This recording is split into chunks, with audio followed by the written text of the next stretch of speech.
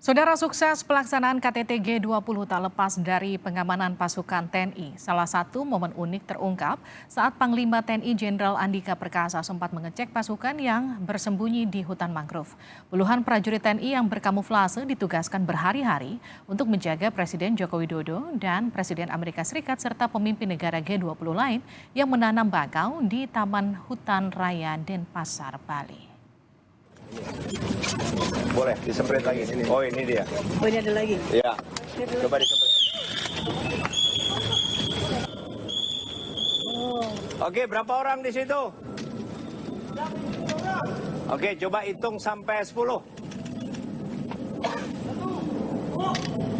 4, 5, 6, 7, 8, 9, 10. Oke, itu pakai para-para ya? Ini lagi surut atau pasang? Lagi surut.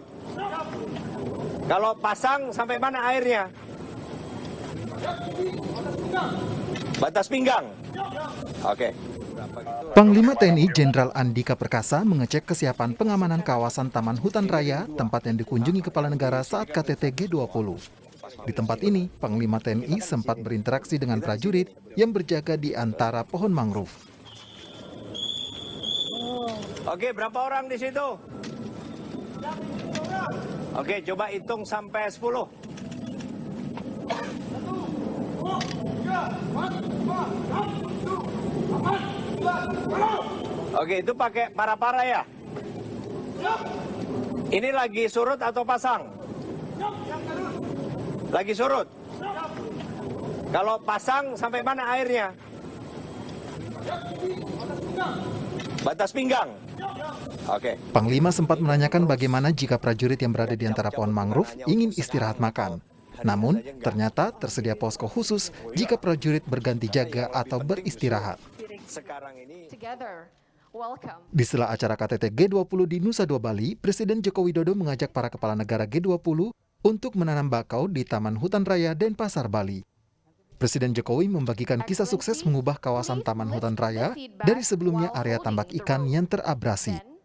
Bersama Presiden Amerika Serikat Joe Biden dan sejumlah kepala negara peserta G20, Jokowi menyebut lahan seluas 1.300 hektar ini merupakan rumah bagi 33 spesies mangrove.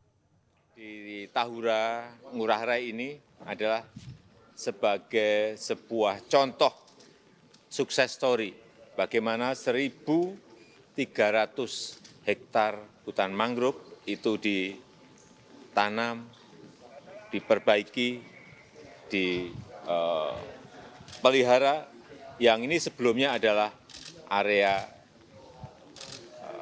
tambak ikan, area yang terabrasi, kemudian sekarang menjadi rumah bagi 33 spesies mangrove, spesies pohon mangrove yang juga ini menjadi rumah bagi lebih dari 300 fauna seperti ikan, udang, burung, monyet, ular, semuanya bisa hidup di hutan mangrove. Ini sekali lagi adalah wujud konkret Indonesia dalam perubahan iklim. Oleh sebab itu, tadi saya sampaikan, Indonesia mengajak anggota negara-negara G20 untuk berkolaborasi, bekerja sama dalam sebuah aksi nyata untuk pembangunan hijau, pembangunan ekonomi hijau yang inklusif. Jokowi menyebut hutan ini adalah bentuk kontribusi Indonesia untuk penanganan perubahan iklim.